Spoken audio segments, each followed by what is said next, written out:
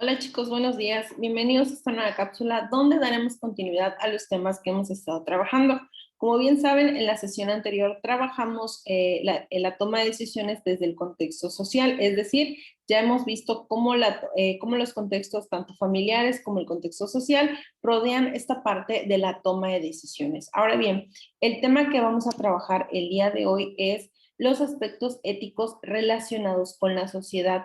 Ahora, antes de comenzar, les voy a compartir pantalla para que podamos trabajar a la par. Entonces, ahora bien, en esta parte de aspectos éticos relacionados con la sociedad, inicialmente tenemos lo mismo, tenemos este mapa con el cual vemos que son 4 aspectos éticos que se relacionan directamente con la sociedad. Tenemos igualdad y equidad de género, tenemos actitudes negativas y ofensivas a la dignidad humana, la violencia en la sociedad y la desigualdad social. En la sesión de hoy vamos a trabajar la parte de igualdad y equidad de género y conforme van avanzando las sesiones vamos a ir continuando con los demás, ¿ok? Entonces, vamos a empezar a hablar esta parte. Antes de iniciar con esa parte de igualdad y equidad de género, no podemos hablar de esto si no conocemos los contextos o bien a qué se refieren cada uno. Entonces, esa imagen me gusta mucho porque creo que es donde podemos ver mejor reflejados los conceptos. Ahora bien, en esta parte de igualdad y equidad, ninguno es mayor que otro o ninguno vale más que el otro. Simple y sencillamente lo vamos a ver desde la perspectiva del concepto. Es decir, igualdad, como podemos ver en la imagen, va a significar o significa darle a todos la misma o la misma oportunidad, como vemos ahí, es decir, a todos les dimos un escalón. Y en este caso, la equidad va a significar darle a cada persona lo que necesita de acuerdo a su contexto, llámese contexto emocional, social, educativo, económico, etcétera, ¿no? En este caso, por ejemplo, vemos que al personaje de lentes, pues obviamente a él se le dieron más escalones porque al menos en la imagen o lo que podemos entender visualmente, porque tal vez es más pequeño, ¿no? Entonces, para estar a la misma altura que los demás, pues se le tuvieron que poner estos escalones, es decir, se le dio conforme a su contexto, en este caso, pues físico, vamos a llamarle de esta forma, ¿no? Entonces, por eso les decía, antes de hablar de igualdad y equidad de género, necesitamos saber qué significa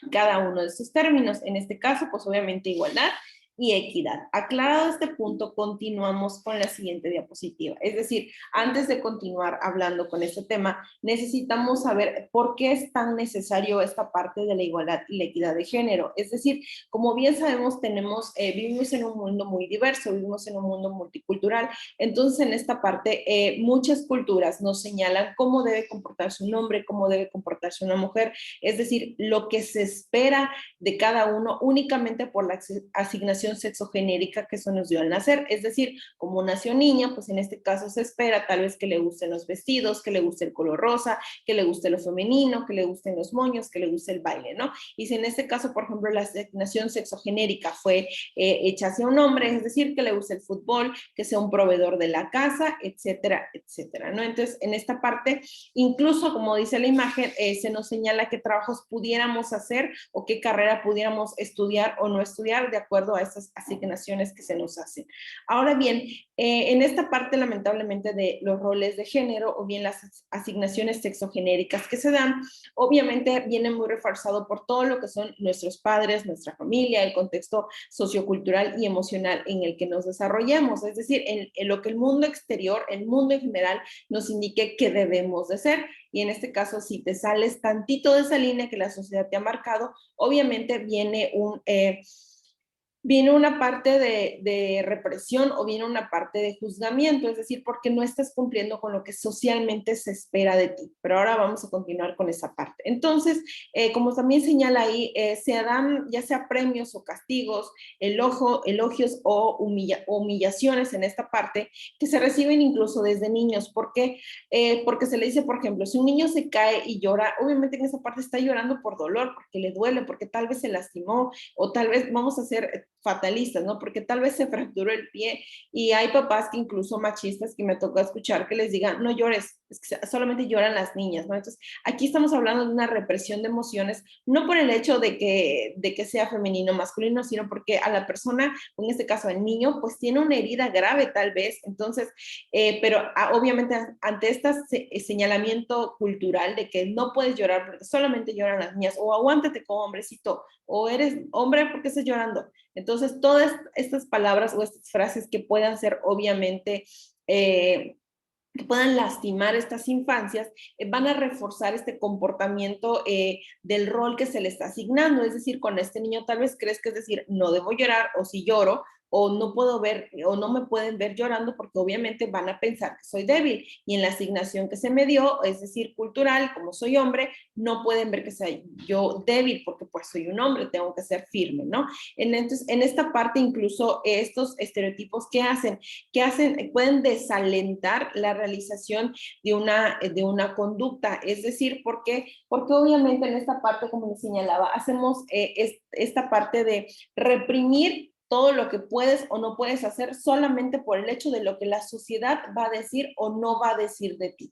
Entonces, ya continuando con esta parte del tema, lamentablemente los estereotipos solamente son una tendencia, una idea o un criterio que es muy aceptado por la sociedad. Es decir, lamentablemente la sociedad sigue viviendo en esta parte de los estereotipos, pero ahora obviamente lo van a hacer en el señalamiento a una sola persona o a un grupo en general. Es decir, los estereotipos que se le pueden marcar a las personas, ya sea por su color de piel, por cómo se comporten, por cómo se vistan, ¿no? Entonces, por ejemplo, hace poquito había un documental, ¿no? Decía que lamentablemente, por ejemplo, los cholos están muy estereotipados a ser estas personas que consumen sustancias nocivas, que vandalizan, etcétera, ¿no? Y ellos mostraban la otra cara, ¿no? De que simple y sencillamente son una cultura urbana que por mucho tiempo se la ha estereotipado y que como todo tiene su lado positivo y tiene su lado negativo, pero pues obviamente la sociedad se aferra en hacer este señalamiento negativo. Ahora bien, en esta parte de los estereotipos de género, ¿qué es lo que pasa con ellos? No solamente es que existan o que alguien diga, ay, ¿por qué te molestas por un comentario, por una burla, por una risa? Sino lo que van a hacer es que perpetúen los prejuicios o perpetúen esos estereotipos, y lo que hacen con esta parte es que propician que se emitan juicios de valor, es decir, juicios valorativos sin tener información suficiente, como por ejemplo el ejemplo que les estaba dando ahorita, ¿no? Por ejemplo, de los cholos, ¿no? Es decir, solamente es el prejuicio o la idea que tú tienes de esa persona o de este grupo de personas sin tener realmente un conocimiento de ellas. Es decir, me han dicho que hacen esto y yo me quedo solamente con esa idea, o, ay, no, yo creo que eso es lo que hacen porque se ve mal vestido o por el hecho de que sepa hacer determinada actividad, yo ya lo voy a considerar tal vez un delincuente o un detective, o sea, un acto delictivo, perdón. Entonces, en esta parte, lo único que hacen los estereotipos, obviamente, es generar y perpetuar esta parte de los prejuicios. Ahora bien, ¿qué pasa en esto de los roles de género? Ahora sí, en esta parte de los roles de género, es decir, lo que se espera por las asignaciones sexogenéricas que se nos dieron es, por ejemplo, en el caso de la mujer, que tengamos un rol únicamente reproductivo. En esta parte es muy fuerte porque, por ejemplo, si una mujer decide no tener hijos porque tal vez no se siente con las condiciones físicas necesarias, porque no se siente con la capacidad económica o emocional de tener un hijo, o bien simple y sencillamente porque no quiere tener un hijo, la sociedad ejerce una presión muy grande sobre ella por el hecho de quién te va a cuidar cuando seas mayor, no sabes lo que haces, en algún momento vas a querer un hijo, etcétera, etcétera. Entonces entra toda esta discordia de lo que la sociedad quiere que tú hagas sin consultarte muchas veces si quieres que tú lo hagas, simple y sencillamente porque es lo que se espera de ti. Entonces, en esta parte de roles de género, también está que las mujeres, por ejemplo, se dediquen únicamente al espacio doméstico, que tengan un trabajo no remunerado, es decir, que, por ejemplo, las mujeres que se queden en casa no recibir un salario, porque pues que es parte de tus obligaciones de estar en casa, el hecho de cocinar, lavar, trapear, etcétera, ¿no? O sea, se espera un trabajo que sea no remunerado. Es decir, o por ejemplo, es que tú estás en tu casa, no trabajas, ok, como si para ellos el barrer, trapear, lavar trastes no fuera un trabajo, es como que una actividad que viene incluida solamente por el hecho de ser mujer. Entonces, también se espera que, por ejemplo, en el caso cuando hay adultos mayores, sean ellas las que tomen este rol de servicio de cuidados de personas, ¿no? Y también, obviamente, que estén sometidas a esta parte de la subordinación. Y en la parte de los hombres, pues espera que tengan un rol únicamente productivo, es decir, pueden tener 1, 2, 3, 4, 5 hijos y muchas veces a ellos no se les toma en cuenta en esta parte de las paternidades, no solamente es el hecho de pues obviamente producir, esta parte productiva. En ellos se espera también que estén en un espacio público, es decir, que ellos sean los que salgan a trabajar, los que generen dinero para la casa, y obviamente se les asigna que solamente va a ser su rol, es decir, llegar a la casa y no hacer nada más que solamente la actividad remunerativa. De igual forma, como se acaba de señalar, se espera que tengan un trabajo remunerado remunerado, es decir, cualquier actividad que ellos hagan se espera que se ganen un sueldo. Y obviamente en la parte de trabajo, pues espera que ellos sean siempre responsables, esta parte del poder, que ellos ejerzan el poder y la dominación o la autoridad sobre otras personas, o en este caso sobre las mujeres. Entonces, lamentablemente, eso es lo que pasa con los estereotipos, solamente propician los roles de género, es decir, aquello que se espera de un hombre y que se espera de una mujer. Ahora bien, no estoy diciendo que en uno esté bien y en uno esté mal, porque, por ejemplo, me ha tocado también conocer familias que tienen esta parte de que la mujer sale a trabajar, tiene un trabajo remunerado y están felices en casa, por ejemplo, que el hombre se quede aquí, se quede también en casa realizando las labores del hogar, es decir, lavar, trapear, obviamente con este acuerdo que puedan tener entre ellos, y la sociedad con esta parte de haciendo presión de por qué ella sale a trabajar, tú deberías ser el que salga, por qué ella está proveyendo, tú eres el hombre, es decir, todavía no, la sociedad no tiene esta mente abierta de aceptar que obviamente estamos en una sociedad cambiante, es decir, nosotros nos vamos adaptando tal vez a lo que nos gusta y con lo que nos sintamos mejor, pero como tenemos esta parte de los estereotipos de solamente es lo que se espera de mí o lo que se espera de y no lo que realmente yo quiero, pues obviamente empieza esta parte de ataques o de humillaciones hacia cualquiera de las dos partes. Ahora bien, continuando con esta parte, ahora sí, de igualdad y equidad de género, vemos que la equidad de género va a ser una construcción de relaciones equitativas entre hombres y mujeres desde sus diferencias. Es decir, me ha tocado erróneamente ver cómo muchas personas dicen, es que hay mujeres feministas, entonces hay el machismo, entonces hay que buscar que seamos iguales. No, entonces recordemos siempre que históricamente las mujeres siempre han estado más marginadas que los hombres. Entonces, en esta parte, obviamente, desde la equidad de género, debe haber estos escalones constructivos para que obviamente la brecha entre las diferencias entre hombres y mujeres cada vez sea menor. Es decir, históricamente tenemos que las mujeres han estudiado muchísimo menos que los hombres. Entonces, no estaría mal o no está mal que tal vez durante una brecha de tiempo pudieran otorgarse más becas a mujeres que a hombres. ¿Por qué? Porque obviamente hay que cerrar esta brecha de desigualdad que por tantos años se perpetuó, pero como les repito, lamentablemente la sociedad todavía no está lista o no se hace esa apertura para poder comenzar a generar estos cambios. Se están haciendo, pero de manera muy lenta y muy, muy despacio. Entonces, ahora bien, en la parte de igualdad de género, tenemos esta parte que la igualdad de derechos al reconocimiento de su dignidad como seres humanos y a la elaboración equitativa en la sociedad. Es decir, ahora sí, en la parte de la igualdad, de darles a todos las mismas oportunidades, al cerrar tú la brecha de género, es decir, ya pusiste este escalón de equidad de género, la igualdad de género pues obviamente es el paso a seguir, porque obviamente aquí ya pusiste ese escalón, ya puedes alcanzar las mismas oportunidades, porque por ejemplo, tal vez tú puedas abrir un puesto de gerencia, pero tienes, por ejemplo, en tu planta trabajando a 6, 7 mujeres que no pudieron por diversas situaciones tal vez terminar la preparatoria y el único hombre que tienes, obviamente tal vez sí tenga una licenciatura, pero en el momento en que, por ejemplo, tú des las facilidades para que esas mujeres tal vez estudien en fines de semana o vayan a la escuela nocturna, etcétera, y ya tengan una licenciatura, ok, ahora ya puedes tal vez aperturar una gerencia de una manera más igualitaria, ¿por qué? Porque ahora ya tienes a un hombre y a una mujer y ambos pueden aspirar a ese puesto. Entonces, ahí sí ya estamos hablando de que se está cerrando esta brecha de género, en un ejemplo muy, muy rápido. Ahora bien, solamente en esta parte, igual que me gusta mucho manejarla, de qué es la paridad de género, que últimamente se ha escuchado mucho esta palabra, es la paridad de género pretende garantizar la participación equilibrada de hombres y mujeres en los ámbitos de la sociedad.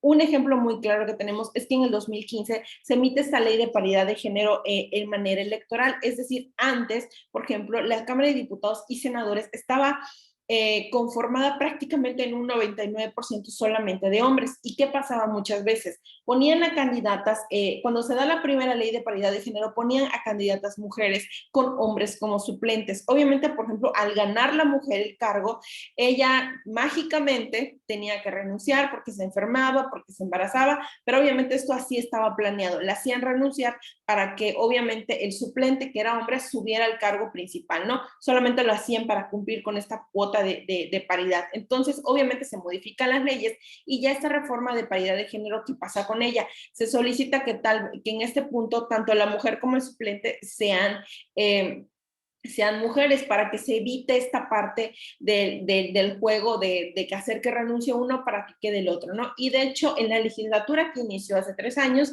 si no me equivoco, era la primera vez que se veía una mayor parte de mujeres, es decir, un 51% de mujeres y un 49% de hombres. Es decir, por primera vez en mucho tiempo había una verdadera paridad en este tema de que la toma de decisiones que involucraba a mujeres estaba siendo tomada también por mujeres. Es decir, ya esta parte de, por ejemplo, cuánto tiempo se puede dividir, por ejemplo, las jornadas laborales, toda esta parte, ya estaban involucradas las mujeres en la toma de decisiones, ¿no? Entonces, por ejemplo, obviamente la paridad se va a traducir en esta mayor apertura de espacios, sobre todo en la participación política de las mujeres. ¿Por qué? Porque en la política se toman las decisiones, ¿no? Entonces, qué mejor que ya tener mujeres en esta parte. Y ahora bien, ¿cómo podemos trabajar esta parte de la igualdad y la equidad de género desde la casa, es decir, desde nuestras pequeñas trincheras? Pues como lo hemos hablado en sesiones anteriores, comenzar por la casa, es decir, si hay niños y niñas en la casa, las actividades de la casa se reparten por igual, es decir, lavar, planchar, barrer, trapear, lo que hay en casa se divide por igual. De igual forma, permitir que cada niño o niña que haya pueda elegir sus actividades libremente, es decir, llámese baile, canto, deporte, la actividad en la que realmente sean buenos y tengan un talento y sobre todo que les guste, que no sea solo limitativo al hecho de cómo te va a gustar el fútbol si tú eres niña o cómo te va a gustar el baile si tú eres niño, ¿no? Entonces, permitirlos elegir libremente sus actividades extraescolares. De igual forma, esta parte de la expresión de sentimientos, como les decía, no reprimir, no solamente por el hecho de que seas niño, no puedes llorar, sino al contrario, motivar esta parte de expresar sus sentimientos, que ahora tengamos adultos y niños, sobre todo hombres, que no vean de una forma extraña el hecho de dar un abrazo, de darle un beso a mamá, papá, o incluso expresar un te quiero, un buenos días, es decir, todo lo que conlleva esta parte de las emociones. Y de igual forma, como papás o bien como adultos, como primos, como amigos, como hermanos, ¿qué podemos hacer? Regalar juguetes que fomenten la imaginación y la creatividad, es decir, los juguetes no sexistas, no solamente por el hecho de que sea una niña. Por ejemplo, a veces me ha pasado que conozco personas, es que voy al cumpleaños de la hija de, y me dice, le voy a comprar una muñeca, y yo siempre les pregunto, pero ya le preguntaste a la mamá cuál es el juguete preferido de la niña, porque qué tal si le regalas una muñeca y no le gustan. Entonces a mí me pasó que yo siempre pregunto esa parte de, oye, amiga o amigo, ¿qué juguete o qué personaje le gusta a tu hijo o a tu hija, no? Y me ha tocado, por ejemplo, compañeros que dicen, no, pues a mi hija le gustan los Power Rangers, me gustan los Paw Patrol, y por ejemplo, si no conoces esto, puedes cometer el error tal vez de regalarle una muñeca y que la niña te diga, pues no quiero una muñeca, tal vez quiero un perrito de peluche, o quiero un helicóptero. Y lo mismo con el caso de los niños, a veces nos vamos por robots, nos vamos por juguetes de estos de acción, y tal vez el niño te diga, no, pues yo quería tal vez un set de cocina para jugar, o quería yo un juego de plastilinas para moldear. Es decir, si están nuestras posibilidades hacer esas preguntas, pues qué mejor de poder ir rompiendo con esta parte de contrarrestar los estereotipos de género. Y ya solamente para finalizar, pues obviamente tratar de en casa evitar todo el lenguaje sexista o bien un lenguaje que pueda ser obviamente humillante para cualquiera de estas partes. Entonces, por mi parte, en esta sección de información sería todo. La actividad que ustedes van a tener que realizar se las voy a dejar en el apartado. Entonces, por mi parte sería todo y nos vemos la siguiente sesión.